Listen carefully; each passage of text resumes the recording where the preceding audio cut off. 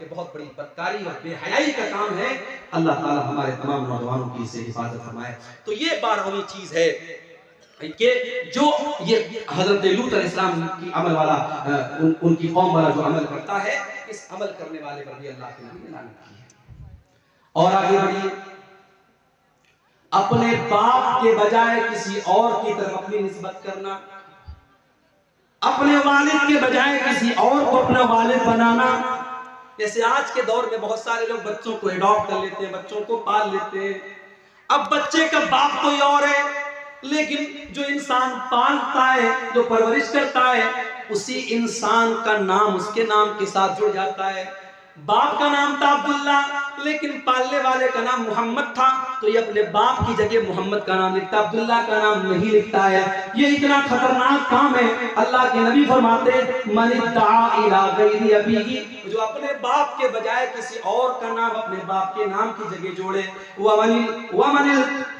वमन तवल्ला मिन गैरि मवालिही, और जो गुलाम अपने मालिक के बजाय किसी और को अपना मालिक करार दे, फ़अलैहि लानतुल्लाहि वल मलाइकति वन नासि अजमईन, तो ऐसे इंसान के ऊपर अल्लाह की लानत हो, फरिश्तों की लानत हो, तमाम लोगों की लानत हो, तमाम लोगों की लानत हो उस इंसान के ऊपर जो अपने ओरिजिनल बाप की जगह किसी और को अपना बाप करार दे। इसीलिए बड़ी सख्ती है। अगर आप बच्चे को एडॉप्ट करते हैं तो उलमा का फतवा मौजूद है और कुरान की आयतें मौजूद हैं कि उसकी वल्दियत की जगह आप ओरिजिनल बाप का नाम लिखेंगे। अब हमारे यहाँ बड़ा मसला है, आप आधार कार्ड बनवाएंगे, उस पर ओरिजिनल बाप का नाम चढ़वाएंगे तो मसला पैदा होगा। तो आधार कार्ड वगैरह में मजबूरी के तौर पर आप अपना नाम जोड़ सकते हैं, मगर जहां इस्लामी पॉइंट ऑफ व्यू से जरूरत पड़ेगी, मिसाल के तौर पर निकाह के टाइम या मिसाल के तौर पर कोई गवाही के टाइम, तो वहां वल्दियत में जो ओरिजिनल बाप है उसी का नाम दिया जाएगा। पालने वाला, परवरिश करने वाला वो बाप नहीं हो सकता है। उसको एहतराम में वो लड़का बाप, अब्बा जान कह सकता है, अब्बू कह सकता है, पापा कह सकता है, मगर ओरिजिनल उसका जो बाप है वो वही रहेगा जिसने उसको जन्म दिया है, जो उसका बाप। इसी तरीके से 14वीं चीज मेरे भाइयों, जो अल्लाह की लानत का हकदार बनाती है, हलाला करने वाला और करवाने वाला। हलाला समझते हैं? नाम सुना है हलाला का? किसी ने 3 तलाक दे दी अपनी बीवी को, एक साथ 3 तलाक। हमारे यहाँ मसला क्या है कुरान और हदीस की रोशनी में? अगर कोई एक साथ 3 नहीं 300 तलाक दे दे, वो एक ही मानी जाएगी। क्यों? क्योंकि तलाक एक मर्तबा में एक ही होती है, एक से ज्यादा नहीं होती। तलाक का एक प्रोसेस है। अगर किसी ने अपनी बीवी को तलाक दिया है तो अब 3 महीने तक वो दूसरी तलाक नहीं दे सकता। 3 महीने तक वो दूसरी तलाक दे ही नहीं सकता। अगर 3 महीने के अंदर वो दूसरी तलाक देगा तो वो दूसरी नहीं मानी जाएगी। एक तलाक देगा इंसान, अब 3 महीने का टाइम है। अगर 3 महीने के अंदर रुजू कर लिया, अच्छी बात है, रुजू कर लिया, बीवी रहेगी। अगर 3 महीना गुजर गया और रुजू नहीं किया तो निकाह खत्म हो गया, नया निकाह होगा, नया मेहर होगा। फिर आइंदा कभी जिंदगी में झगड़ा होगा और तलाक देगा, वो दूसरी तलाक होगी। यहाँ सारा सिस्टम गड़बड़ कर दिया, तलाक तलाक तलाक। गुस्से में बीवी को तलाक तलाक बोल दिया। अब अपने मौलवी साहब के पास गया, मौलवी साहब ने कहा हलाला कराना पड़ेगा, हलाला कराना पड़ेगा। और हलाला का तरीका क्या है? एक रात के लिए तुम्हारी बीवी किसी से शादी करेगी, एक रात तक वो साथ में रहेगा और अगले दिन वो तलाक दे देगा, फिर औरत इद्दत गुजारेगी, फिर तुम उससे शादी करेगा। ये कितनी खुल्लम खुल्ला, कितनी बड़ी बेगैरती और बेहयाई और ज़िनाकारी है। और आज पूरी दुनिया में इस्लाम की इमेज को खराब करने का काम किया है। कितनी फिल्में बनी है इसके ऊपर, कितनी वेब सीरीज बनी है इसके ऊपर। हलाला इतना गंदा काम है मेरे भाइयों। अल्लाह के नबी ने फरमाया, लानल्लाहुल मुहल्लिल वल मुहल्लल लहू, हलाला करने वाले पर और हलाला करवाने वाले पर, दोनों के ऊपर अल्लाह की लानत हो। और एक और हदीस में अल्लाह के नबी ने फरमाया कि क्या मैं तुमको ऐसे इंसान के बारे में न बताऊं जो किराए का साड़ होता है? सहाबा ने कहा, अल्लाह के नबी, किराए का साड़ कौन होता है? आपने फरमाया, जो हलाला करवाता है।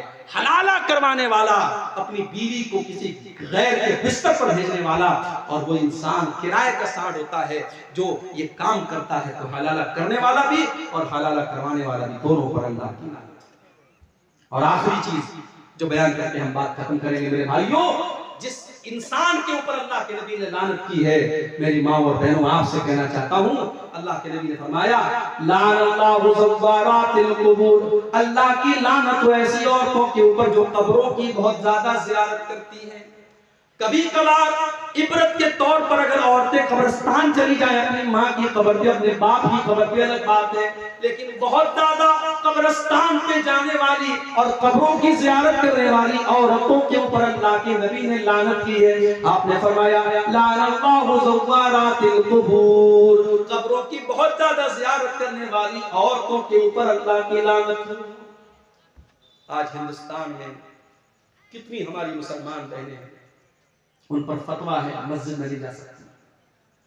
मुझे याद है इसी बिहार में गया एक जगह है, गया के एक मौलाना साहब से इंतकाल हो गया, अल्लाह माफ करे, उन्होंने एक तकरीर में कहा था, अहले हदीसों, बड़ा शौक है तुम्हें अपनी औरतों को मस्जिद में भेजने का ना, जरा एक दिन हमारी मस्जिद में भेज दो, 9 महीने के बाद रिजल्ट आ जाएगा।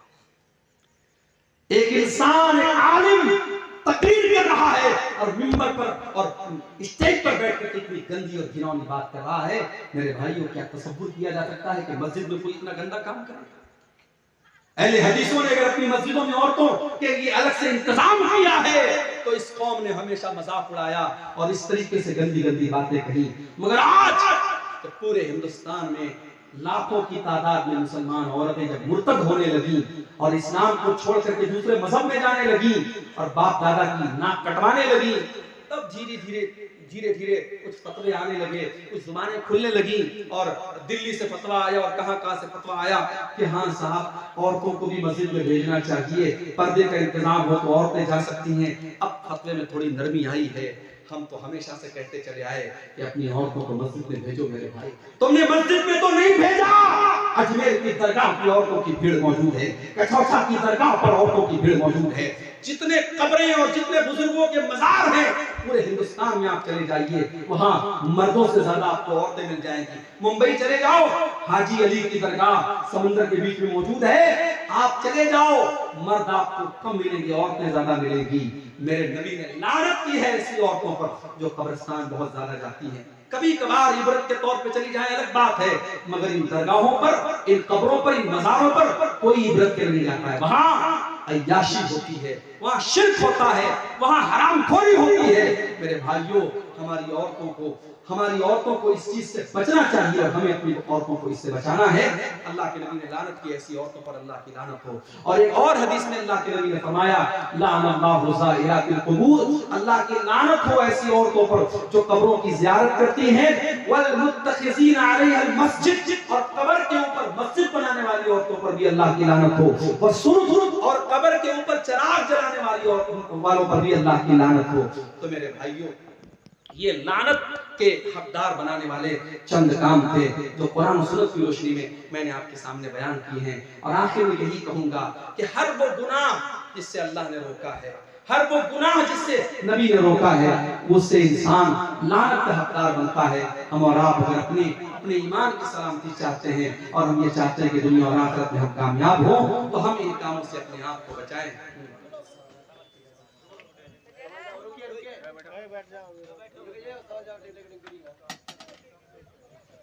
एक सवाल ये किया गया है कि सलातुत तस्बीह की नमाज पढ़ना कैसा है, रमजान में खास तौर पर लोग इसको पढ़ते हैं। देखिए, सलातुत तस्बीह के बारे में जो हदीस आई है, उस हदीस के बारे में खुद उलमा के दरमियान आपस में इख्तिलाफ है।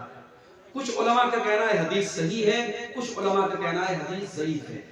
लेकिन जो सलातुत तस्बीह का तरीका है नमाज का, वो तरीका बिल्कुल अलग है आम नमाजों से, और उसकी जो फजीलत है वो भी बिल्कुल अलग है। और उसमें जो ऑप्शन दिया गया कि जिंदगी में एक बार पढ़ दो, साल में एक बार पढ़ दो, रोजाना पढ़ दो, ये ऑप्शन भी किसी और इबादत के बारे में नहीं दिया गया है। इसीलिए शेख अब्दुल अजीज इब्न बाज वगैरह का, शेख इब्न उसैमीन वगैरह का फतवा है कि ये नमाज सही नहीं है। जो नमाजें साबित हैं, जैसे चाश्त की नमाज है, जैसे तहज्जुद की नमाज है, और जैसे आम सुन्नत और नफिल नमाजें हैं, वो हमारे लिए काफी हैं। हम उसी का एहतमाम करें। जिस नमाज के बारे में इतना इख्तिलाफ है, उससे हम अपने आप को बचाएं। कोई नापाक जानवर या हराम करदा जानवर कपड़े पर बैठता है तो क्या वो कपड़ा नापाक हो जाता है? सिर्फ बैठने से नापाक नहीं होता। नापाक जानवर अगर आपके कपड़े से टच हो गया तो वो आपका कपड़ा इस तरीके से नापाक नहीं हो जाएगा जब तक कि उसकी कोई नापाकी आपके बदन पे ना लगे। जैसे अगर मान लीजिए कुत्ता है, भीगा हुआ है, वो टच कर गया तो जहां कपड़े में टच कर गया उसको धुल लीजिए, लेकिन सूखा है और टच कर गया तो कोई हरज की बात नहीं, उससे आपका कपड़ा नापाक नहीं होगा। इसी तरीके से कौवा है, चील है, वगैरह वगैरह। कब्रिस्तान की जमीन पर नमाज जनाजा पढ़ना कैसा है? अगर कब्रिस्तान की जमीन है लेकिन वहां पे कब्र नहीं है तो पढ़ सकते हैं। जैसे कुछ कब्रिस्तानों में मैंने देखा कि मुसल्ला अलग होता है, जनाजे की नमाज पढ़ने के लिए एक अलग से स्पेसिफिक जगह होती है। अगर ऐसी जगह है तब तो ठीक है, और अगर वहां पे कब्रें मौजूद है और वहां पे आप जनाजे की नमाज पढ़ रहे हैं तब तो ये मुनासिब नहीं है, ये सही नहीं है। ठीक है। 1 बीघा जमीन 30,000 में किराए पे लेना 1 साल के लिए कैसा है? अब ये खेती बाड़ी का मसला है, इसके बारे में आप अपने इलाके के उलमा से पूछ लें। खेती बाड़ी मैं करता नहीं हूँ और ना मेरा इसमें एक्सपीरियंस है, इसके बारे में बताना थोड़ा मुश्किल है। अच्छा, सब एक ही सवाल है। ठीक है, अल्लाह ताला हम सबको नेक अमल की तौफीक अता फरमाए।